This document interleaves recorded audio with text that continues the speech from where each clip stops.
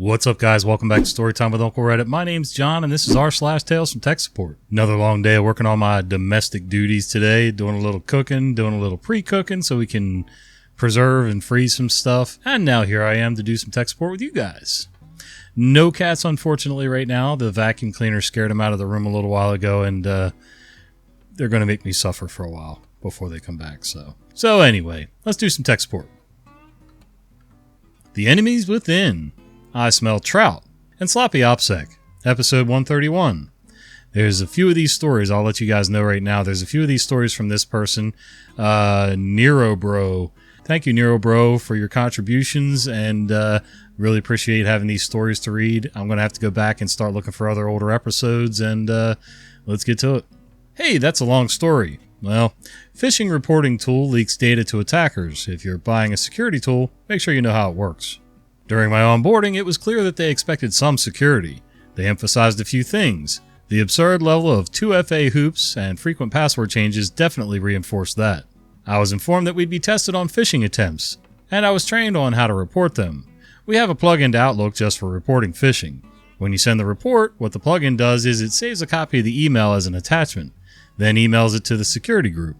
So I got some really fishy emails, which referenced messages from Teams. It turns out that these are normal, and the messages looking weird is normal. It's not my first time on Teams, but it is my first time getting those emails. I'm on my first day looking at an email that just smells of spear phishing. It's got my name, but nothing is rendering well. And it has no specific details. So I report the email, and that's when things get pear-shaped. After I hit the report email link, it fully loads the email. The HTML, the images, it does all the linking and then packages that up and sends it. Thankfully, this was internally through sloppily generated email. If it were a real phishing attempt, whoever sent it would now know the external IP of my network, that the email was opened, what images I loaded.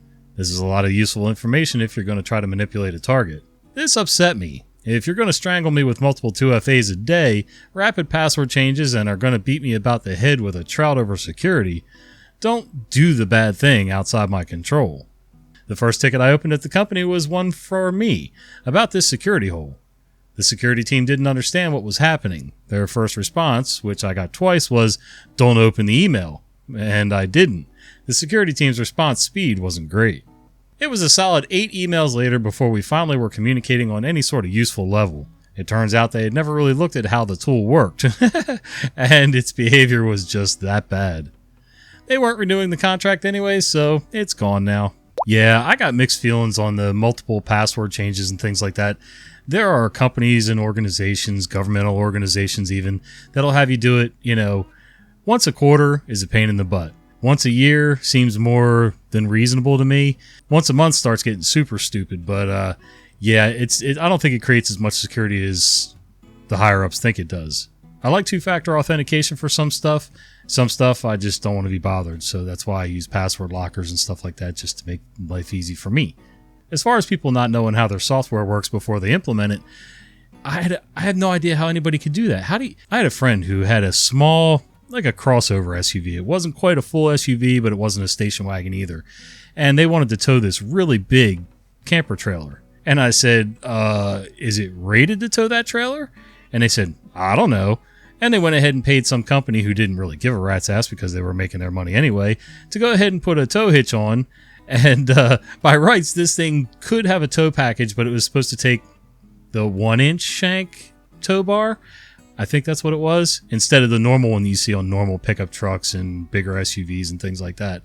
And this guy started trying to tow this thing, and first thing he did was trash his transmission. Had his transmission rebuilt, and then his motor went up because he's just putting too much strain on everything. I cannot believe he did not twist his frame or anything like that trying to take off with this big ass heavy camper. But the point is, don't ever do something just because you want to test it out, unless you've got all kinds of time to fix the problems, all kinds of money to fix the problems, etc. I mean, hell, I just started messing with a couple of AI programs, and I'm nowhere close to feeling comfortable with integrating them into my website and things like that until I've gone through and tested them. Not only do I need to make sure that they work, I need to make sure I understand them because, maybe it does what it's supposed to fine, but I'm implementing it wrong because I'm a dumbass. Then I'm not in any better position. So you kind of got to get all your ducks in a row and then then you can go. That was a long way of saying don't be stupid. Liquid damage. Approximately 12 months ago, a customer calls me. Hey, that laptop you sold me? The keyboard's not working. Oh, sorry to hear that. What exactly is wrong? The bottom row of keys isn't working. Is it still in warranty? Oh, yes, this machine has a 3-year warranty. I'll need to do some troubleshooting before I can send it off. Have you power cycled the laptop? Yeah, it still doesn't work. Okay. I proceed to talk the customer through the device manager, uninstall keyboard device, reboot. Still not working. Yes, it sounds faulty, alright. Do you have an external keyboard you can use in the meantime? Sure. Alright, I'll go ahead and schedule the work. The service depot will send you a courier label. Pack it up, or I can do that for you. Put the label on and send it off. It'll take about a week. I can lend you a laptop while it's being fixed. Alright.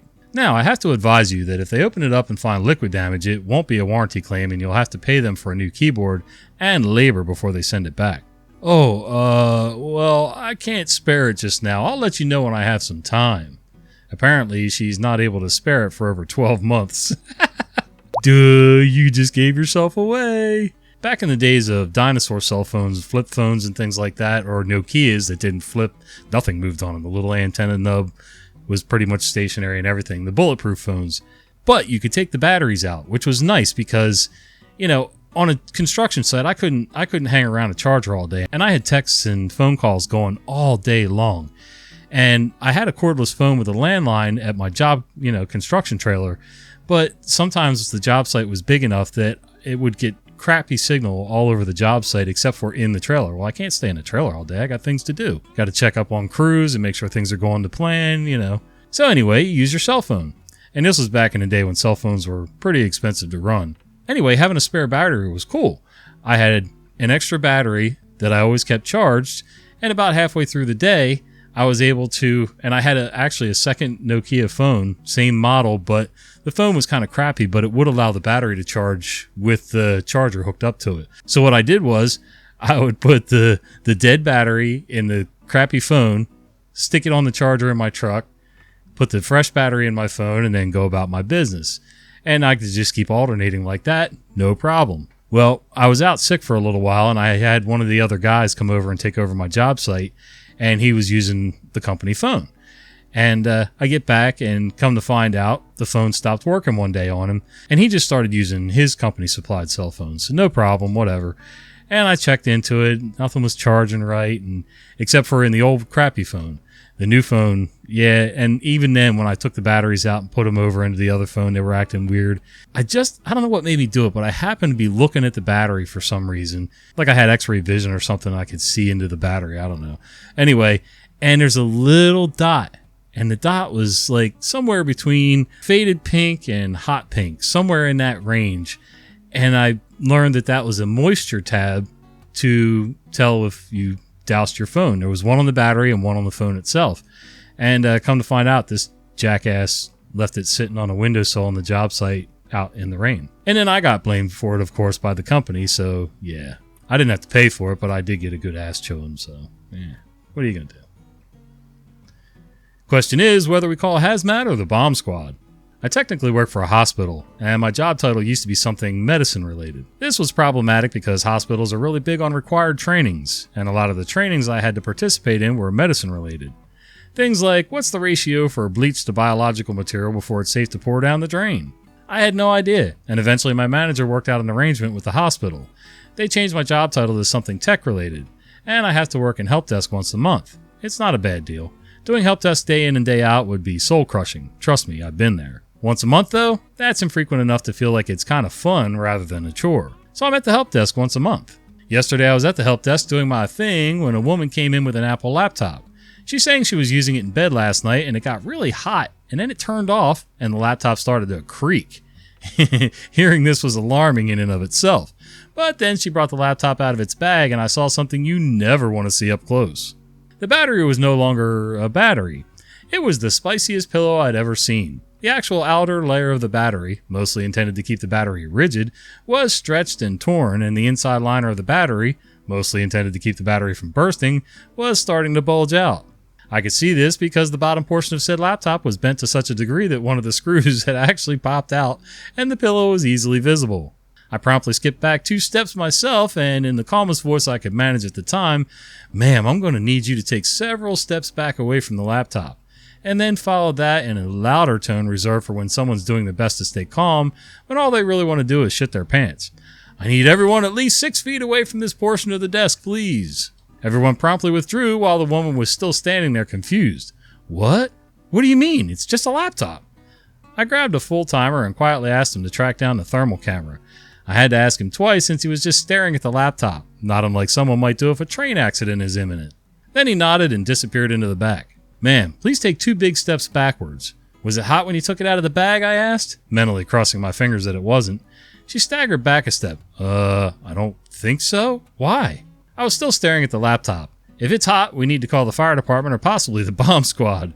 If it's not, I can just call hazmat. Laptop batteries explode if they start to bulge like that." Her mouth opened and closed a few times without making any actual words come out, just vague noises. Everyone in the vicinity heard the B word and suddenly decided they had urgent business literally anywhere else. I was jealous. The full-timer I'd grabbed came back with the thermal camera and the help desk manager. Help desk manager saw the laptop everyone was staring at and just said, "Oh, hell no! Have we called anyone yet?" I used the thermal camera and the battery wasn't hot enough to be alarming. Probably had some charge in it, but it wasn't at risk of actively venting. No, I don't know who to call about hazmat. Maybe 10 minutes after I handed the camera back, 2 grumpy-looking janitors wearing heavy gloves and carrying what appeared to be a big box with a heavy lid showed up. They looked at the laptop. One of them said, "Damn." I said, "Yup."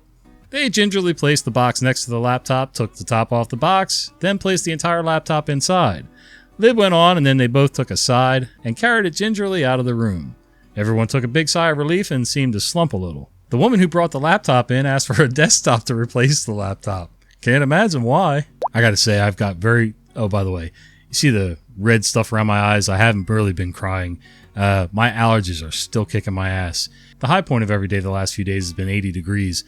And this up and down temperatures, between those temperature changes and the allergies, anyway, I'm not crying, you're crying. I've never had experience with a battery. I mean, I've had them get a little puffed out, but I've never had a battery actually get to the point where it looked like it was bursting at the seams. Like, do you remember, I don't know if any of you guys are old enough or, made popcorn like this. We always made regular popcorn in a pan, just pour some in on the bottom and with a little oil and make popcorn. But a lot of my friends, their parents would buy them the Jiffy Pop stuff. It's like a foil pie pan with a lid on it and a built-in wire handle, and you just put that on. It's all ready to go, all in one shot, no mess. You throw the whole thing away when you're done. Well, as the popcorn pops, the foil on top expands with it until it kind of pops open at the top so the steam comes out. And that's what this story reminds me of. I've never had a battery do that, but I can imagine that those batteries would cause a lot of havoc. Even if they didn't explode, just catching fire would be an issue. So, The Enemies Within, another one from Nero Bro. The network is flat, episode 130. As usual, cities, countries, etc. are obfuscated. It's easy for you to say. So I'm new at this MSP, and I'm expected to be able to diagnose network issues. Now, I'm sitting here trying to figure out what is where. I spent a whole month trying to get a grip on what their network looked like, and when pressed, the customer's internal IT kept saying the network was flat. No matter what, the network was flat. And last week they started using a new IP range, and were yelling at me about why I couldn't route to the whole network. Let's talk about how flat that network is. There's a core network in Nairobi. They have another network in Casablanca. They have a satellite office in Austin. They have 3 data centers which don't correspond with those cities. They have several physical offices with their own switches and networks in them. They have a firewall cluster that I don't get access to. They have multiple separate cloud-based server clusters. So there's tunnels between sites. Tunnels between server clusters, tunnels between data centers. Users can connect through 2 separate VPNs that have different entry points, and the routes on each of these links aren't coherent, and IP space isn't recorded anywhere. If their network is flat, so is Dolly Parton. If their network's flat, a London black cab is a sports car. If their network's flat, I'm a capybara. Capybara, that's like that big giant rat looking thing, isn't it? I don't know what flat network means, and I haven't looked it up, so you guys, I'm going to have to rely on you guys to tell us down in the comments below, but sounds like a whole lot of headache, especially going between countries, between towns, between whatever, and probably somebody who didn't know what they were doing, Somebody probably had an expert at each location setting things up, but they were totally different. There was no continuity, and I don't know if it works like that with networks, but everything else seems to go kerflooey when you have situations like that, so I can only imagine. And Nero Bro again. The enemy's within. This is critical. Yes, we can do it, but you do it. Episode 129. Yup, I'm still doing this. The break was due to burnout. I'm sure you can imagine why. So I work for an MSP now, as opposed to an ISP. And boy, things are a lot less clear around the edges. Too long didn't read? Tell your MSP what's important to you. If you're doing the same job internally, you should examine your tools too. Today's tale is about monitoring. Borant Corporation has a FTP site they need to be up. It's critical to their processes. If it's down, lots of people can't submit work. So it's a big deal.